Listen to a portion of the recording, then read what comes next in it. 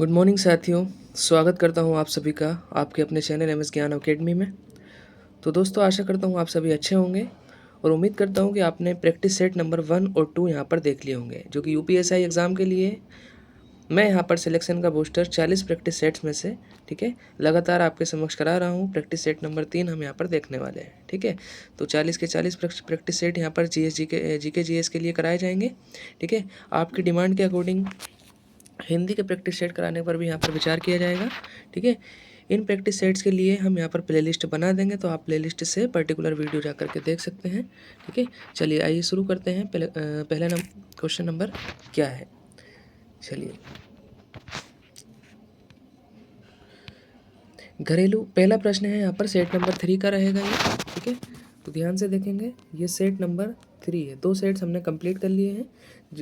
जिसने भी वो दोनों सेट्स नहीं देखे हैं वो जाकर के प्लेलिस्ट में से या लेटेस्ट वीडियोज़ में जाकर के देख सकते हैं। चलिए क्वेश्चन नंबर 1 क्या है। घरेलू हिंसा से महिलाओं का संरक्षण अधिनियम 2005 की धारा 12 के अंतर्गत कौन आवेदन पत्र प्रस्तुत कर सकता है, ठीक है। तो कौन आवेदन पत्र प्रस्तुत कर सकता है यहाँ पर? संरक्षा अधिकारी, व्यथित महिला, व्यथित व्यक्ति की ओर से कोई अन्य व्यक्ति या उपर्युक्त सभी। देखिए, महिलाओं के संरक्षण के लिए, महिला सशक्तिकरण के लिए, घरेलू हिंसा से महिलाओं को सुरक्षा देने के लिए 2005 में घरेलू हिंसा से महिलाओं का संरक्षण अधिनियम आता है।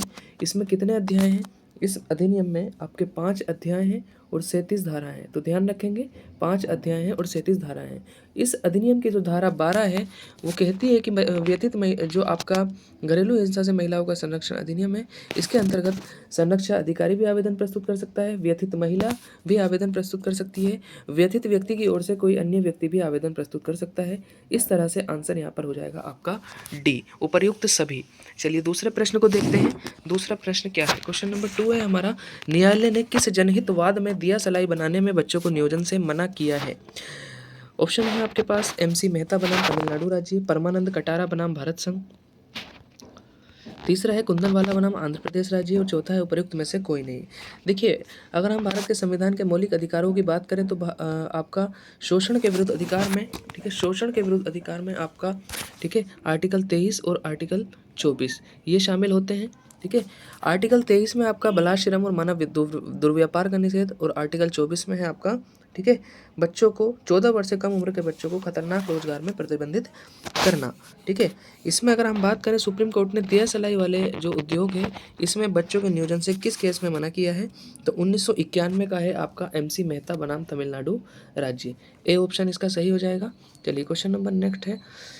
छत्रधारी कानून किसे कहते हैं? थर्ड नंबर प्रश्न है, राष्ट्रीय छत्रधारी कानून किसे कहते हैं?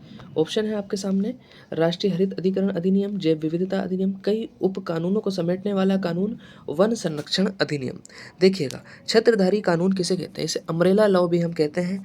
ऐसे कानून जो कई उप कानूनों को अपने अंदर में समेट लेते हैं उसको हम छत्रधारी कानून कहते हैं। सी ऑप्शन यहाँ पर आपका करेक्ट हो जाएगा, ठीक है। सी ऑप्शन यहाँ पर आपका करेक्ट हो जाएगा।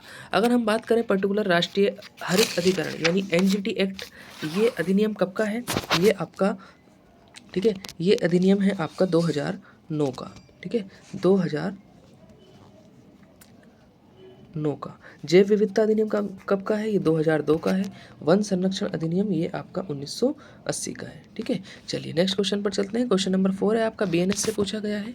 भारतीय न्याय संहिता की धारा 106 क्लॉज 2 के अंतर्गत तेज एवं लापरवाही से वाहन चलाकर मृत्यु कारित करने और घटना के बाद भाग जाने पर अधिकतम कितने वर्ष का कारावास हो सकता है? तो प्रश्न नंबर आपका ये 4 है, BNS से प्रश्न पूछा गया है। देखिए, BNS की अगर हम बात करें तो BNS 2023, ठीक है, भारतीय न्याय संहिता ये IPC 1860 को रिप्लेस करती है और इसमें 20 अध्याय और 358 आपकी धाराएं शामिल होती हैं। कह रहा है कि हिट एंड रन के मामले में कितने वर्ष की सजा होगी? 5 वर्ष, 7 वर्ष, 10 वर्ष या फिर आपका 8 वर्ष। देखिए, IPC 1860 में हिट एंड रन का मामला जो है शामिल नहीं था। इसको BNS की धारा 106 में शामिल किया गया है और हिट एंड रन के मामले में आपका 10 वर्ष की कारावास यहाँ पर हो सकती है। तो सी ऑप्शन यहाँ पर आपका करेक्ट हो जाएगा, ठीक है। चलिए 5वां प्रश्न है, भरतनाट्यम किस राज्य का प्रसिद्ध नृत्य है? भरतनाट्यम किस राज्य का प्रसिद्ध नृत्य है? 5वां प्रश्न है, उत्तर प्रदेश, आंध्र प्रदेश, तमिलनाडु या फिर आपका केरल। तो देखिए ये शास्त्रीय नृत्य है, भारत में 8 शास्त्रीय नृत्य हैं और 8 शास्त्रीय नृत्यों में से एक है और भरतनाट्यम का संबंध तमिलनाडु से है। उत्तर प्रदेश की बात करें हम, कथक, आंध्र प्रदेश का कुचिपुड़ी, केरल का मोहिनी अट्टम और आपका कथकली।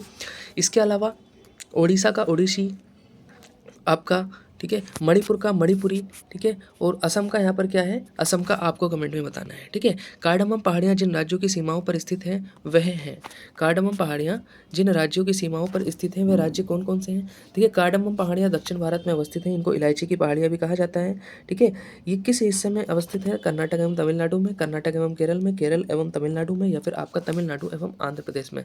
देखिए दक्षिण भारत की अगर हम बात करें तो यहाँ पर आपका केरल होता है और यहाँ तमिलनाडु होता है।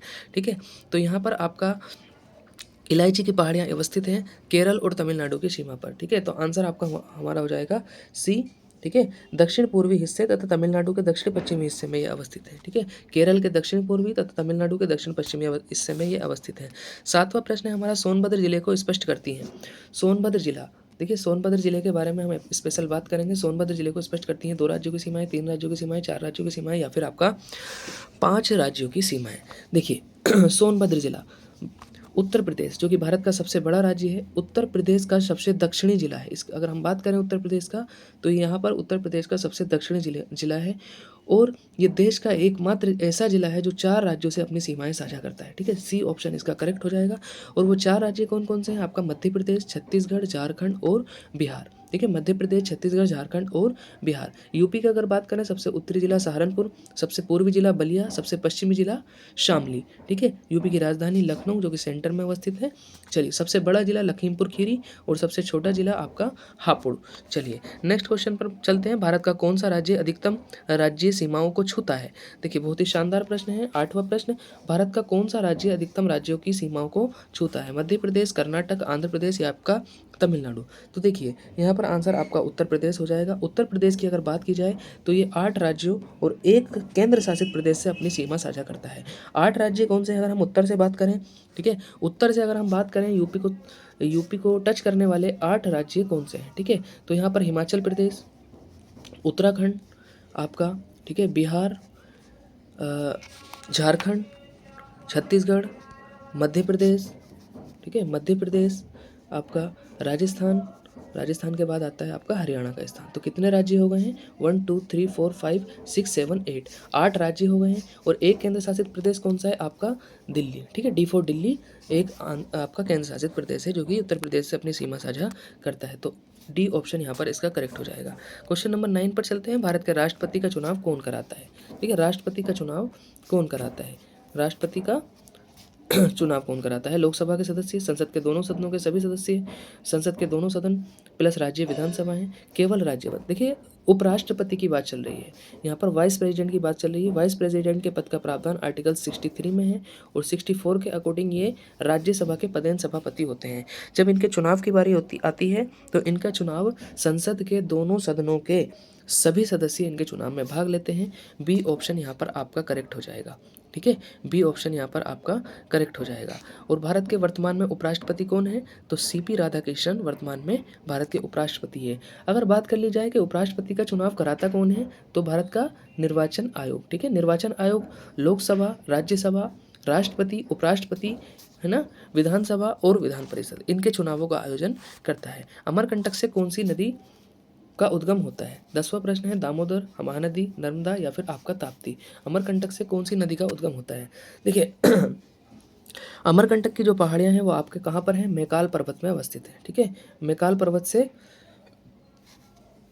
के पास ये अवस्थित है और यहाँ से नर्मदा नदी का उद्गम होता है। तो आपका सी ऑप्शन सही हो जाएगा। और ये किस राज्य में पड़ती हैं, मध्य प्रदेश में पड़ती हैं। ठीक है, मध्य प्रदेश में ये पड़ती हैं। चलिए नेक्स्ट क्वेश्चन पर चलें। अगर हम देखिए, नर्मदा नदी पश्चिम की ओर प्रभावित होने वाली नदी है और अरब सागर में जाकर के गिरती है। ऐसे ही ताप्ती नदी है आपकी। क्वेश्चन नंबर 11 देखिएगा, भारत के संविधान में राज्य के नीति निर्देशक तत्व किस देश के संविधान से लिए गए हैं। देखिए राज्य के नीति निर्देशक तत्वों की अगर बात कर ली जाए, directive principles of state policy, ये किस में, भारत के संविधान के भाग 4 में शामिल है और इनको आयरलैंड के संविधान से लिया गया है।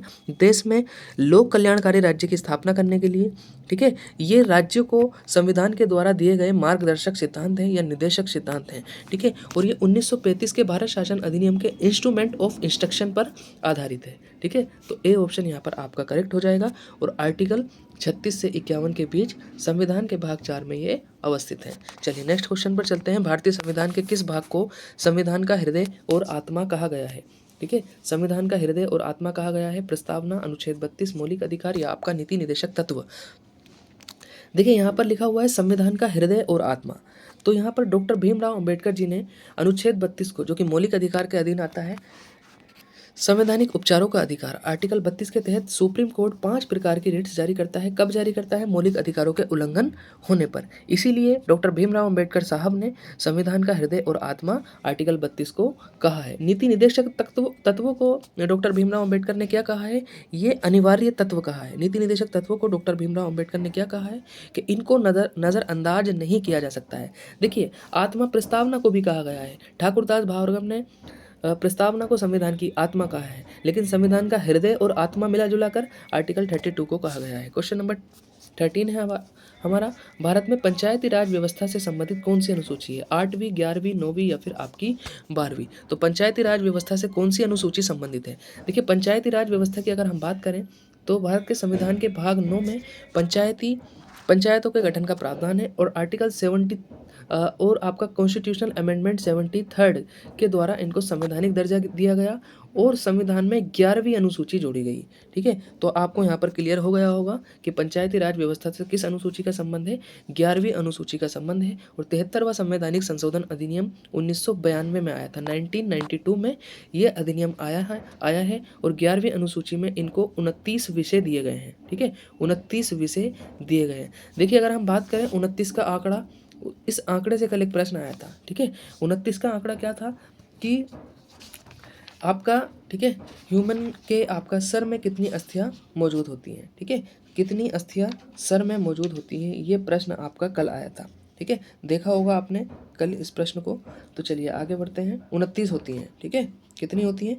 मनुष्य के सिर में कुल कितनी हड्डियां होती हैं? 29 हड्डियां होती हैं। ठीक है, ये कल प्रश्न आया, तो ध्यान रखना। क्वेश्चन नंबर 14 है आपका, संविधान सभा ने संविधान को कब अंगीकृत किया? देखिए, संविधान सभा ने, देखिए, कैबिनेट मिशन की सिफारिश पर भारत में संविधान सभा का गठन होता है दिसंबर 1946 में। ठीक है, और आपका 9 दिसंबर 1946 को संविधान सभा की पहली बैठक होती है। 13 दिसंबर 1946 को संविधान सभा में पंडित जवाहरलाल नेहरू के द्वारा उद्देश्य प्रस्ताव पेश किया जाता है। ठीक है, अब बात चल रही है कि संविधान कब अंगीकृत किया गया। देखिए, संविधान 2 वर्ष 11 माह 18 दिन में बनकर तैयार हुआ। 2 वर्ष 11 माह 18 दिन में बनकर के तैयार हुआ। ठीक है, और 26 नवंबर 1949 को ये आपका, ठीक है, बनकर के तैयार हो गया और संविधान सभा के द्वारा इसको अपना लिया गया। जैसे कि हमारे भारत के संविधान की प्रस्तावना में लिखा हुआ है, लास्ट में आता है कि 26 नवंबर 1949 को इसको हम अधिनियमित और आत्म अर्पित करते हैं। ठीक है, तो आंसर आपका हो जाएगा 26 नवंबर। ठीक है, 26 नवंबर 1949। ठीक है, 26 नवंबर 1949। और 26 नवंबर को इसीलिए संविधान दिवस के रूप में भी मनाया जाता है। 26 नवंबर को और कौन सा दिवस मनाया जाता है? दुग्ध दिवस मनाया जाता है। ठीक है, दुग्ध दिवस मनाया जाता है और दूध से संबंधित भारत में व्हाइट रेवोल्यूशन या ऑपरेशन फ्लड के नाम से इसको जाना जाता है। ठीक है, चलिए 26 जनवरी 1950 को क्या हुआ था? 26 जनवरी 1950 को इस संविधान को लागू किया गया था। ठीक है, और तभी से 26 जनवरी से जो है गणतंत्र दिवस मनाया जाता है। क्वेश्चन नंबर 15 को देखेंगे। संविधान की मूल संरचना सिद्धांत किस मामले में प्रतिपादित हुआ था? Golaknath case, Kesavananda Bharati case, Minerva Mills case, SR. Bommai case. संविधान का मूल संरचना सिद्धांत, बेसिक स्ट्रक्चर ऑफ कॉन्स्टिट्यूशन। तो देखते हैं यहाँ पर आपका गोलकनाथ केस है क्या, केशवानंद भारती मामला है क्या? तो 1973 का केशवानंद भारती मामला, इस मामले में सुप्रीम कोर्ट ने मूल ढांचे का सिद्धांत प्रतिपादित किया और सुप्रीम कोर्ट कहता है कि समय समय पर हम ये डिफाइन करेंगे कि संविधान में कौन सा यहाँ पर मौलिक ढांचे के अंतर्गत आता है और कौन सा नहीं आता। जैसे संविधान की सर्वोच्चता, प्रस्तावना, मौलिक अधिकार, न्यायिक पुनर्विलोकन, ये सभी हमारे संविधान के मूल ढांचे में आते हैं। क्वेश्चन नंबर 16 की बात करें, संघीय ढांचा, ये भी मूल ढांचे के अंतर्गत आता है। 368 के अंतर्गत संविधान संशोधन के लिए सामान्यतः क्या चाहिए? साधारण बहुमत, दोनों सदनों का विशेष बहुमत, दोनों सदनों का विशेष बहुमत, आधे राज्यों की सहमति या फिर आपका जनमत संग्रह। देखिए संविधान में संशोधन करने के लिए आर्टिकल 368 के तहत देखिए भाग 20 में, भारत के संविधान के भाग 20 में संशोधन से संबंधित प्रावधान दिए गए हैं और इसमें आपका आर्टिकल 368 आता है। ठीक है, आर्टिकल 368 इसमें आता है और संविधान में संशोधन करने के लिए दोनों सदनों का विशेष बहुमत आवश्यक है। तो आंसर आपका हो जाएगा बी। चलिए क्वेश्चन नंबर 17 को देखते हैं। भारत में दोहरी नागरिकता का प्रावधान है या नहीं। देखिए भारत में दोहरी नागरिकता का प्रावधान है या नहीं, हाँ या ना में आपसे प्रश्न पूछ रहा है। तो देखिएगा दोहरी नागरिकता है या नहीं, है केवल विदेशी मूल के भारतीयों के लिए, नहीं है केवल एक जैसे। देखिए भारत में एकल नागरिकता का प्रावधान है, दोहरी नागरिकता नहीं है। दोहरी नागरिकता कहाँ पर है, दोहरी नागरिकता यूएसए में है। ठीक है, भारत में एकल नागरिकता का प्रावधान किया गया है और एकल नागरिकता का जो ये प्रावधान है ये कहाँ से लिया गया है, ये ब्रिटेन के संविधान से लिया गया है।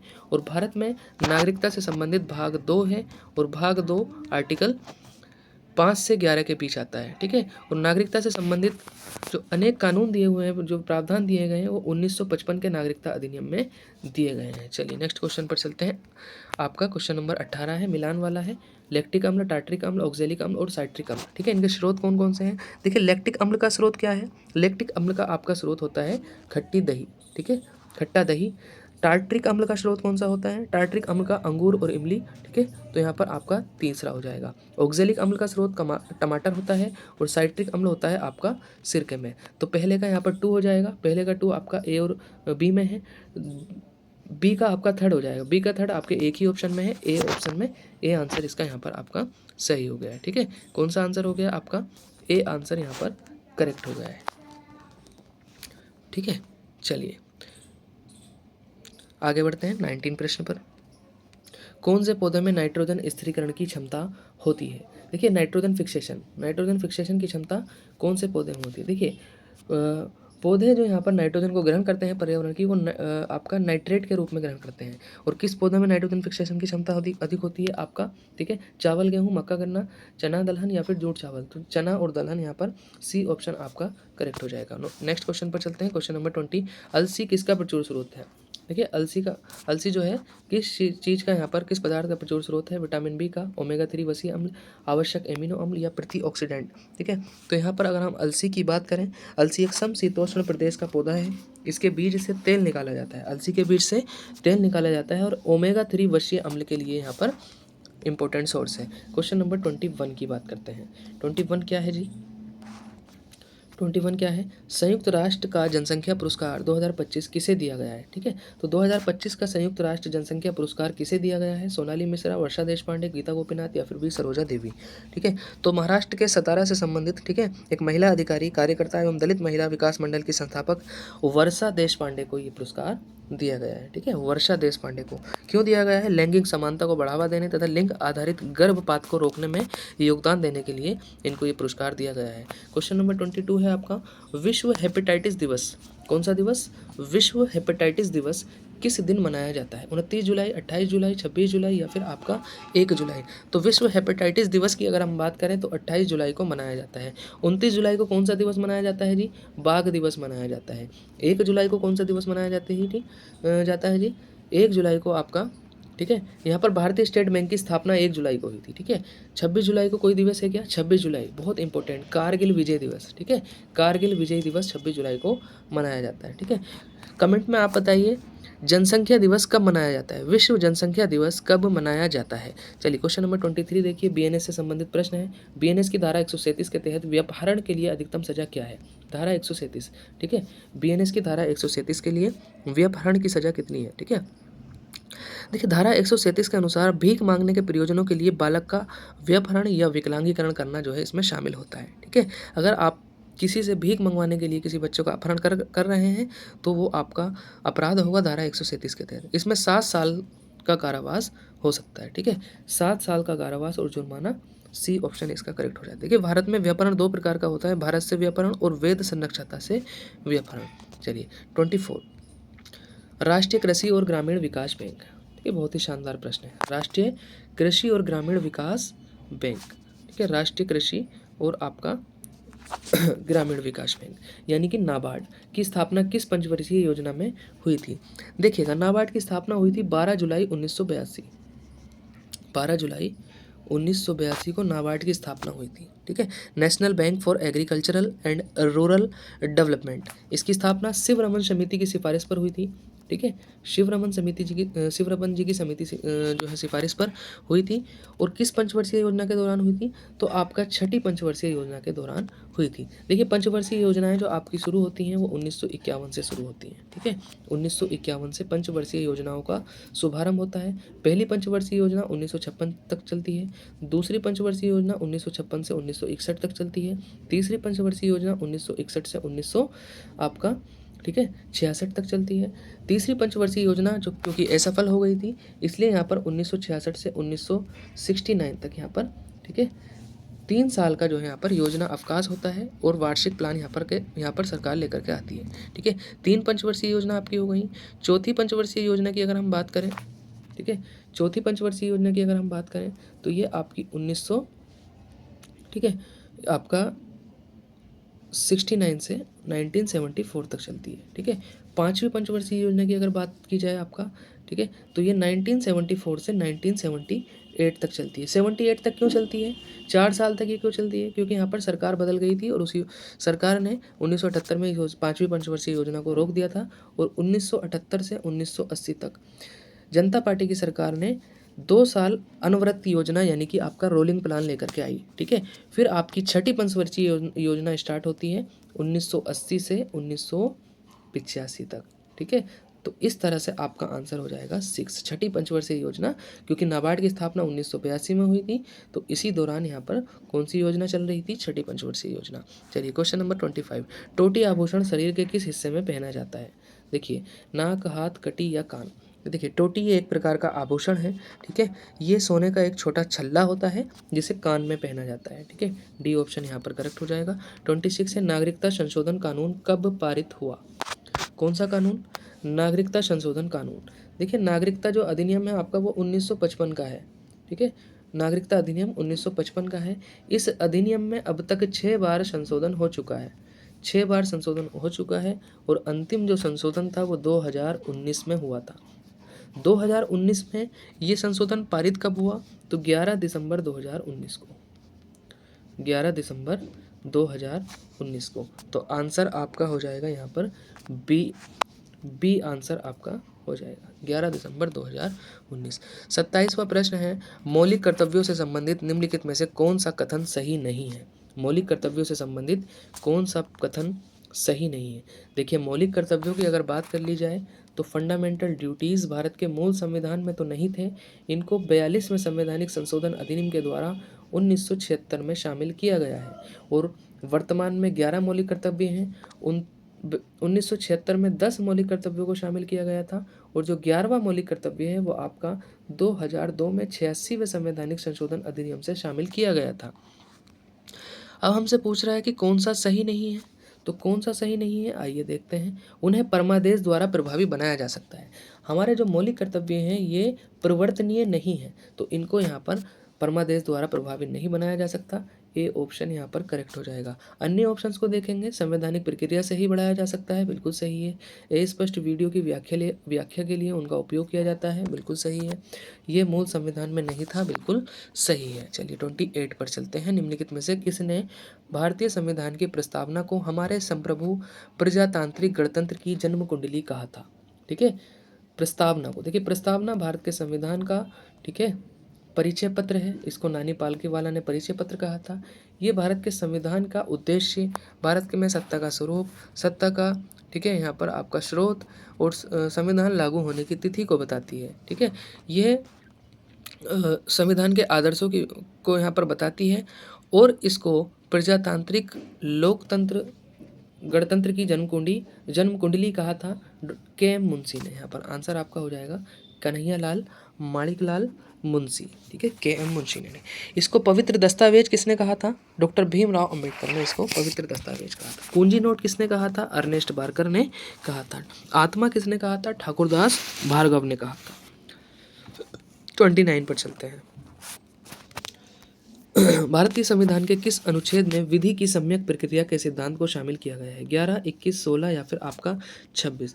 देखिए, विधि की सम्यक प्रक्रिया और विधि द्वारा स्थापित प्रक्रिया आर्टिकल 21 में मौलिक अधिकार के अंतर्गत इनको रखा गया है। और विधि की सम्यक प्रक्रिया को यूएसए के संविधान से लिया गया है, और विधि द्वारा स्थापित जो प्रक्रिया होती है उसको जापान के संविधान से लिया गया है। ठीक है, सम्यक प्रक्रिया का मतलब होता है विधि की उचित प्रक्रिया। ठीक है, उचित प्रक्रिया। क्वेश्चन नंबर 30 है, निम्नलिखित में से कौन सा एक प्रस्ताव भारत में मंत्री परिषद रख सकता है? अविश्वास प्रस्ताव, भर्त्सना प्रस्ताव, स्थगन प्रस्ताव, विश्वास प्रस्ताव।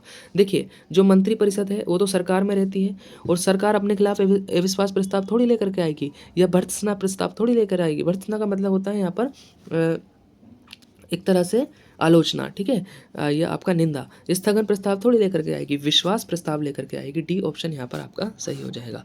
पेरियार वन्यजीव अभयारण्य प्रसिद्ध है? बाघों के लिए, शेरों के लिए, गायों के लिए या फिर जंगली हाथियों के लिए?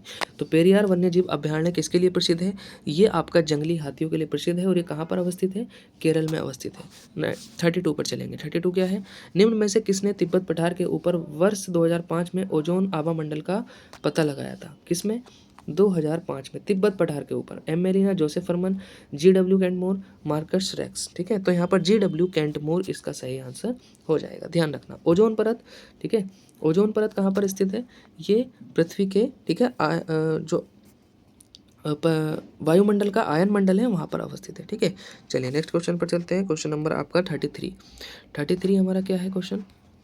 निम्नलिखित में से किस पाकिस्तानी नागरिक को भारत सरकार द्वारा भारत रत्न से सम्मानित किया गया है? बहुत ही शानदार प्रश्न है।